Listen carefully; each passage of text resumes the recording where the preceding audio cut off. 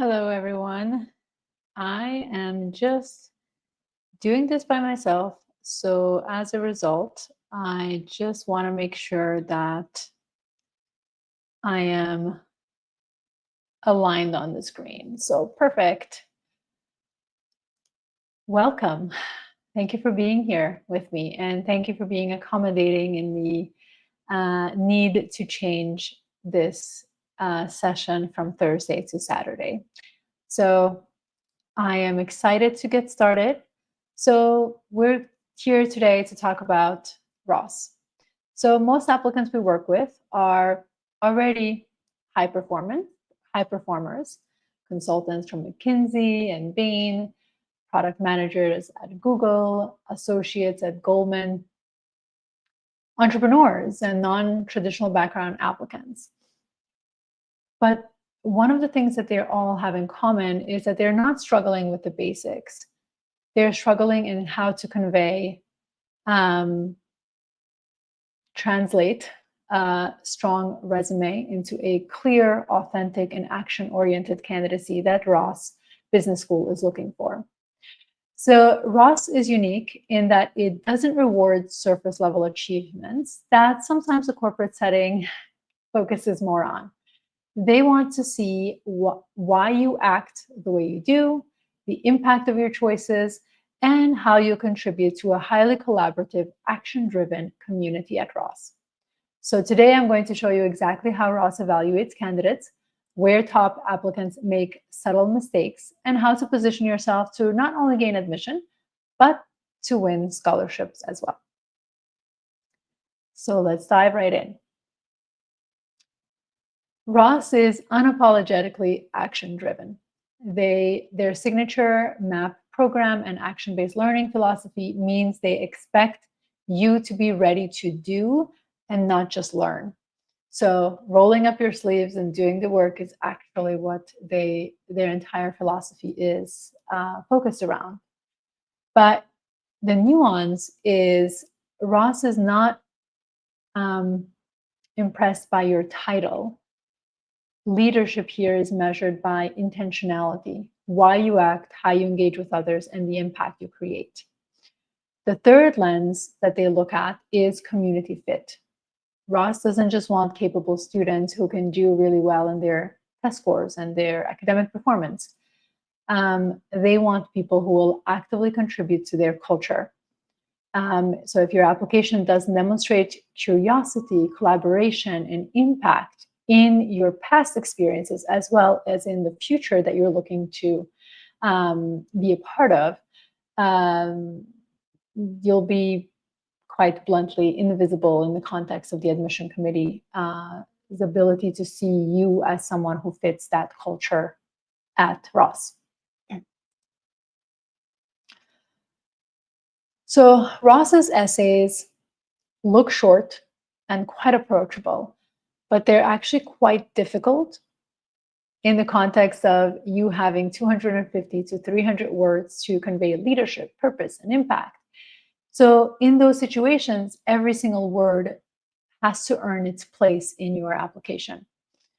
The most effective structure we use is what, why, and the impact. So that means what you did, a concrete action or decision that you took, why it matters to you, to your team, to your values, and the impact, the change you created or what it signals about your leadership in the context of what the stories that you're sharing. Most applicants fail here because they either stay generic, I led a project to improve operations, or they write like a resume. Ross is reading for depth and intentionality, and superficial responses that don't dive into how you think and who you are don't actually move the needle for in the context of moving you towards admission.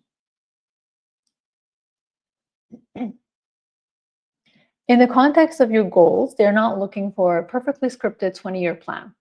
They want to know if you can articulate a credible, directionally sound trajectory. When they read your goals, they're asking, can this person connect their past, present, and future in a way that makes sense to us, the admission committee? Saying I want to be a global leader in ESG is vague. A lot of people who have ESG aspirations will say something similar.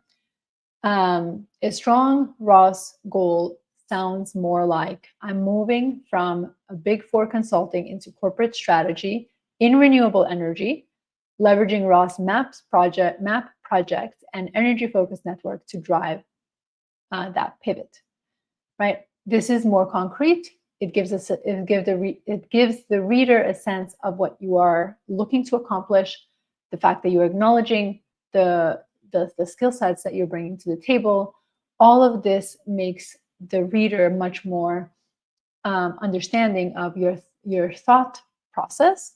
Now, of course, you want it to be attainable, so you always want your goals to reflect that. So it's not just using the structure, is making sure that the structure that you use is also, context of what you're saying, is also attainable. So if you say, I'm moving from consulting and going into private equity, it's probably going to be a challenge per se. So what this shows is how you will, this format shows is how you're going to use, or how you see the ROS opportunities to help amplify your impact without sounding like a brochure, like you're regurgitating exactly what they're saying on the website. You're taking your lens to present your story, or to leverage those experiences to present why you are choosing ROS.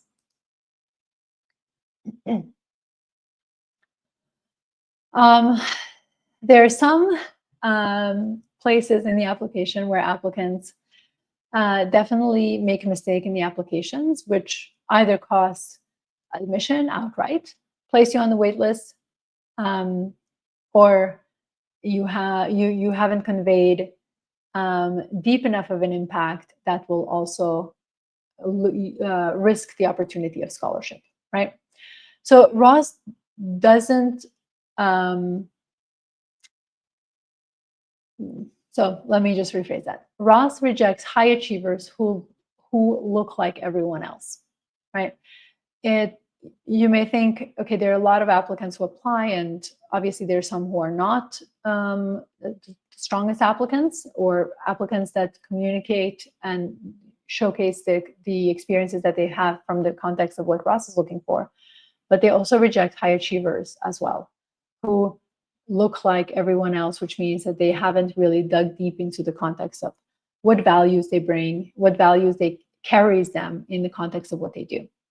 So if your goals are vague, your essays read like a highlight reel, or your recommenders just confirm you did your job well, ROS will assume you're not action-oriented leader. And if you don't embody the ROS culture, you will not be able to show fit. So I've seen McKinsey consultants with perfect stats get rejected because their application had no spark, no intentionality, and no signal of what they've actually, or what they would actually do at ROS, right? So that's really important. So I'm going to give you a few cases of clients that we worked with. Our role is to extract action signals in your story and connect it to the ROS DNA. So one client came from a non-traditional path, a former monk with no conventional business experience. We framed his leadership through the lens of intentional action and community impact. Not only did he gain admission to ROS, but he got a full ride and stipend to attend the business school. Another client came from a big four consulting firm. His projects were strong, but his initial essays were rather flat. We recast his experience into a purpose-driven, action-oriented narrative. He got into ROS, and we leveraged that offer to negotiate a $70,000 scholarship at Kellogg as well. So this isn't about an application. A strong application isn't about editing an essay, making sure that there's no grammatical errors. It's really about architecting a candidacy that ROS, in this case, really can't ignore, that speaks to the culture, that you embody the culture of the school. And that's why it's so important when you select your schools that you are selecting the right ones, because if you are the culture, if you're not matching the culture, already, it will be much more difficult for you to be able to gain admission to that school.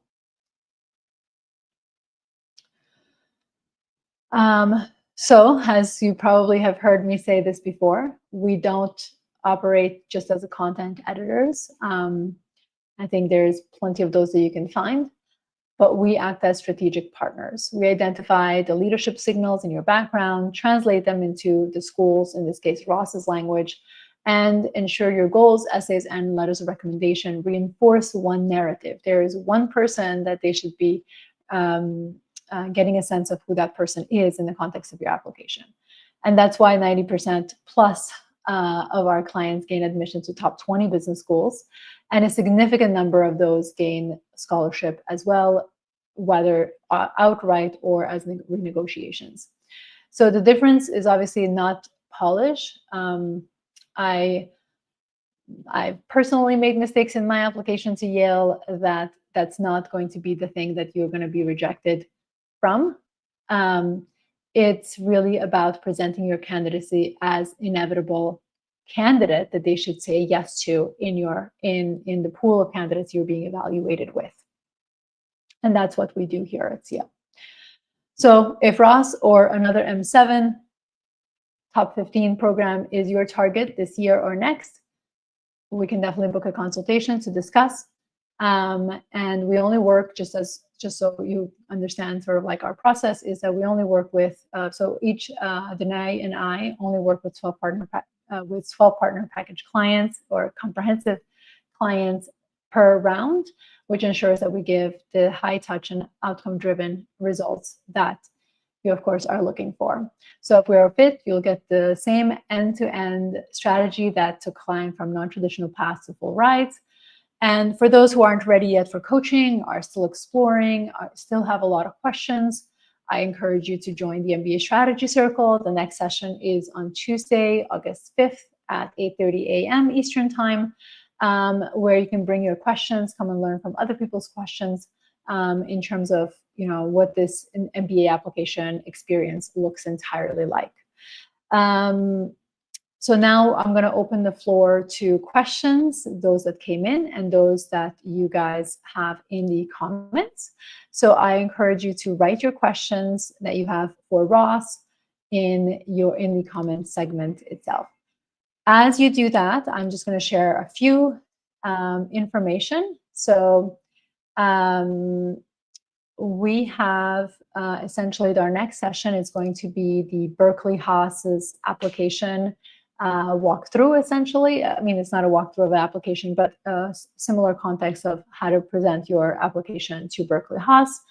That will follow by we'll go into Yale and a few other schools.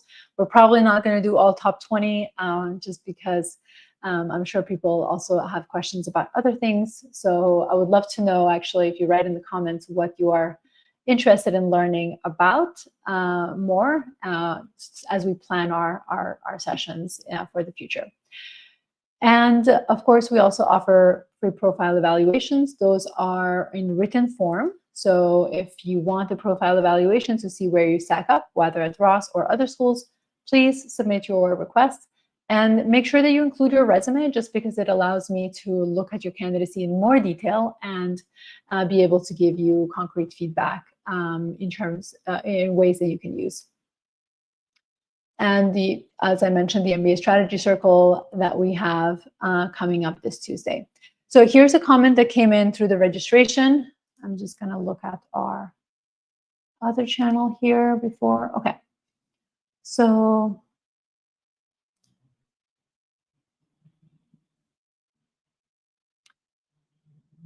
all right. So what challenges do I face when exploring my non-traditional background in my MBA essays? Well, the challenges, I think it's something that you would want to focus on, at least the ones that I see in non-traditional background applicants, is that they have a really hard time translating their non-traditional experiences to what business schools are looking for. And what do I mean by that? I've had I mean, if we just go back to one of the cases that I included in here, which was the monk who ended up actually moving into finance. And one of the challenges that he experienced was communicating the value of his monk experience in the context of business school. I mean, one doesn't really equate that to a business setting, but we were able to dig deeper into the stories, into the projects that he was leading as a monk to create better experiences for the communities that he was serving. And that was something that we really captured in the application itself. And obviously that led to the full offer. So that is a way that your non-traditional background applicants, or that is really the essence of what non-traditional applicant will have to do to really dig deep and reflect on what does this mean? What do my experiences mean in the context of business school applications themselves, and how are they going to view me, and how does this translate to business language? I experience the same thing with military applicants when we work with them. They're of course working in government. They have like specific language that they're using. Their jobs don't translate to business settings, so we work with them essentially to really dive deeper into what those experiences have been, and then translate them in language that would make sense for the admission committee reader. And of course, that is something that helps them, cross the line to the finish of a successful application. So if you have questions, just write them in the comment. I'll continue with questions that came in through the registration. But if you have specific elements of your application that you want to know, obviously you don't have to reveal any components that you don't want to reveal, and write it in the comment, and I'll address it live. Okay, next question. How do I prove that I have business ready or leadership skills, even if my roles don't have haven't been in traditional industries?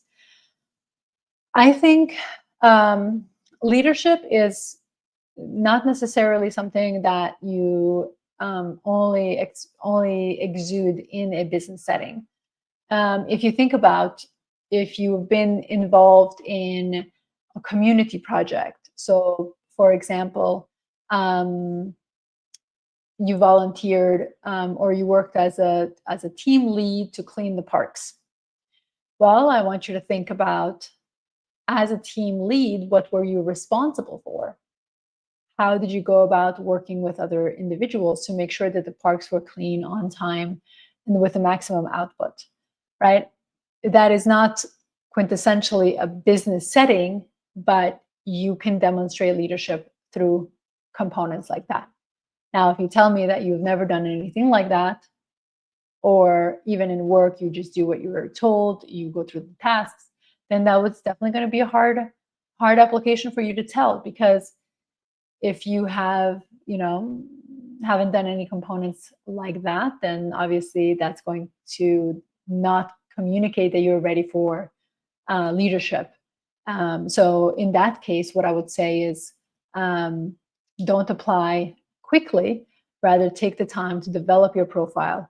You would want at least a year to start working on your profile, to develop it, demonstrate leadership that you can then use in your applications.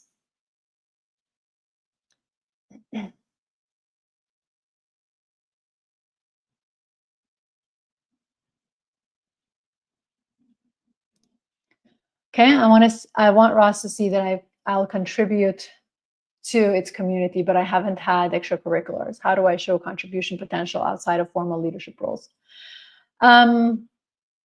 This is an excellent question. So if you haven't, you don't necessarily need to have extracurricular to demonstrate that you're going to contribute to a community. What do I mean by that? We here at CA Admissions work with consultants, investment bankers, private equity candidates, and obviously, or one of the common themes with those candidates is that they don't really have time to do extracurriculars. And in those situations, what we do is we're digging into the experiences that they've had and how have they made and created community in the setting of their work environment. So you can demonstrate, that you are not going to be someone who clocks in and clocks out by the way you have engaged with your peers at work. You can also go back to college. What were you doing during college? And communicate in that way. Schools do understand that many applicants don't have the flexibility or the set structure rather in their work environment that enables them to commit to an extracurricular activity consistently, right? But you can still demonstrate those skills by digging deeper into the ways you showed up in different sets or in different community settings.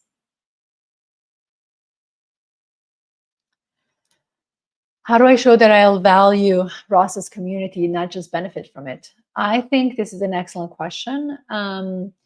You want to demonstrate. So the way you will add value is by showcasing how you engage with the school.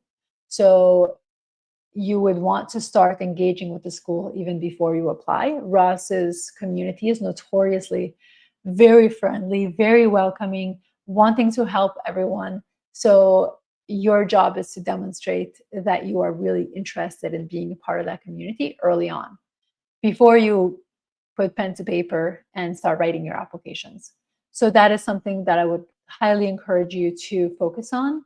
And then, of course, through your application, the way you talk about your experiences in your resume. I talk always about this has to be an MBA resume, not a job resume.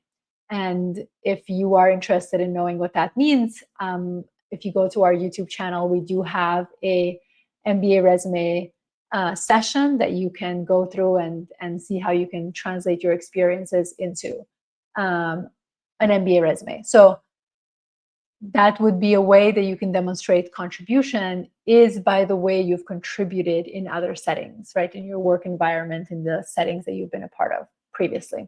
So that's one way. Obviously, your contribution is going to show up also in the essays. I know you don't have a lot of space to write these components, but the way you present your experiences, it's also going to be the way that you will show up on campus. Now you have a video piece sorry, not a video piece. Your essays, you will have an opportunity to really capture what you have done in previous opportunities and previous jobs and previous engagements with your peers, depending on obviously what examples you're choosing, and then diving deeper into how you have showed up there, which will translate for the reader as this is how you will show up at Ross. Okay. If you guys don't have any more questions, I'm going to do one more and then I'm going to end this session. But I encourage you to join next week's session because we're going to talk about Berkeley. And then the week after, we're going to talk about Yale. So we have a few more schools to go through. And I encourage you to register. Please write your questions in the registration. This way, even if you don't get to join live, you get to watch it as a replay and your questions will be answered then. All right. Last question is going to be, how do I make my recommender support the same qualities Ross is looking for? Beautiful question. Your recommender, well, your job is to also guide the recommender. Of course, the recommender is going to talk about the experiences that they've had in working with you, but you can also communicate with them because they're not required to research Ross, right? You can communicate with them what Ross is looking for. You can communicate with them what kind of experiences you're hoping that they would be able to talk about. So you can guide the recommender, provided it's someone who is willing to accept guidance on that front. But that's the choices that you have to make when you choose your recommender. Who is it that you're asking? How supportive are they going to be? And also how much will you be able to guide that recommender to make sure that they're not they're making their letter recommendation supportive of your application and not just the letter recommendation that they may be accustomed to writing for another job or something like that, right? This has to be an MBA resume, MBA letter recommendation, and the recommender definitely needs to include specific examples in terms of how you showed up, what kind of impact you've made in your application, in your work that they have witnessed you do. And it needs to be detailed, right? So it can't be superficial, macro level, Susan does a great job. It has to be, okay, Susan does a great job. How? What are the experiences? How does she show up that made her doing a great job, right? That's the level of detail that you need the recommenders to communicate, and definitely you can help them along the way to make sure that they're writing a strong letter of recommendation. Excellent. All right, so with this, we're gonna have this session closed today. There is a session, like I mentioned, next week for Berkeley Haas. Please register for that. Let us know what questions you have, what struggles you are experiencing, and we'll be happy to integrate those into the session that we'll have next week. Until then, have a wonderful remainder of your weekend and a great application cycle. Bye.